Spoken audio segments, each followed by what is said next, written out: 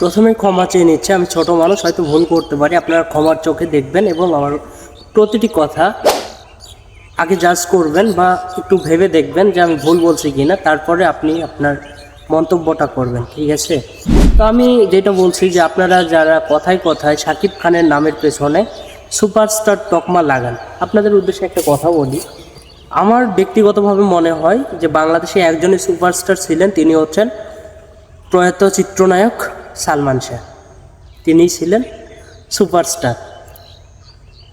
আপনি শাকিব খানকে বলতে পারেন যে একজন ভালো অভিনেতা, সুদর্শন একটা হিরো, এটা বলা যায়, কিন্তু তার নামের পাশে যে সুপারস্টার ব্যবহার করছেন, এটা কি ভুল করছেন না?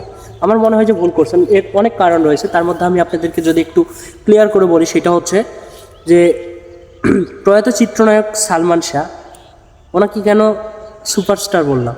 ওনার যে স্টাইল, সে যে 90 দশক, এখন থেকে আরও অনেক আগের কথা, 90 দশকের কথা বলছি, 90 দশকে সে যে গেট আপ নিয়ে চলতো, যে স্টাইল নিয়ে চলতো, এখনকার শাকিব খানও কিন্তু তার সঙ্গে পারবে না। এখনকার ডিজিটাল যুগ, সেক্ষেত্রে সে স্টাইলিশ ফ্যাশন করছে, ঠিক আছে, কিন্তু সে তো 90 দশকে করছে, মানে যখন এগুলো মানুষ চিন্তাও করতো না, কল্পনার বাহিরে ছিল, তখন সবার জনপ্রিয়তার শীর্ষে ছিলেন চিত্রনায়ক সালমান শাহ।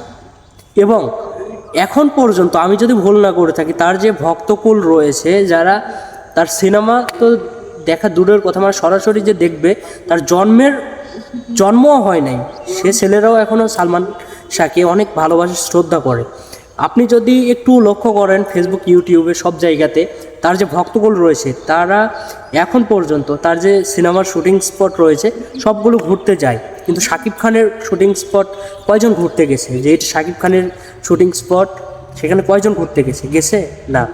এবং চিত্রনায়ক সালমান শাহর কথা যদি আমি ব্যক্তি লাইফটা যদি একটু বলি, তার সম্পর্কে কি আপনি কোনো ভুল ধরতে পারবেন যে সে নেশা গায় বা কোনো মেয়ের প্রতি আসক্ত ছিল বা এ ধরনের কিছু? আর আমাদের মেগাস্টার কিং খান শাকিব খানকে দেখেন, 2টা বিয়ে করছে, মানে বাস্তব জীবনে তিনি কিন্তু সমালোচিত, হ্যাঁ।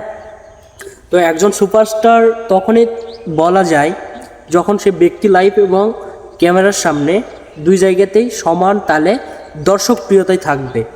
শাকিব খানকে কিন্তু অনেকে ট্রল করে, অনেকে বাজে কমেন্টস করে, কিন্তু সালমান শাহকে দেখেন কত আগে মারা গেছে, তারপরও তার ভক্তরা এখনও বেঁচে আছে এবং তাকে স্মরণ করার জন্য আনন্দ অশ্রু সিনেমার যে শুটিং স্পট বা আরও অন্যান্য সিনেমার যে শুটিং স্পট এবং তার যে কবর, সেখানে পর্যন্ত দেখা করতে যায়, স্মৃতিচারণ করে। কী জন্য এটা? অবশ্যই সে ভালো ছিল, বাস্তব জীবন এবং ক্যামেরার জীবন, মানে অফ স্ক্রিন অন স্ক্রিন সব জায়গাতেই সে ভালো ছিল, এজন্যই তার নামের পাশে সুপারস্টারটা ব্যবহার করা যুক্তিযুক্ত। কিন্তু শাকিব খানের আপনি কমেন্ট বক্সে দেখেন, 1000 জন সাপোর্ট করলে সেখানে 20 জন হলেও কিন্তু নেগেটিভ কমেন্টস করবেই। এটা করছে কেন? অবশ্যই তার মধ্যে কোনো একটা খুঁত আছে, আর যদি খুঁত থাকে তাহলে সে সুপারস্টার হবে কেন? কিভাবে হবে আপনারা বলেন? সালমান শাহকে দেখেন, তার কমেন্ট বক্সে তাকে নিয়ে যদি কোনো পোস্ট করা হয়, একজনে কেউ নেগেটিভ কমেন্টস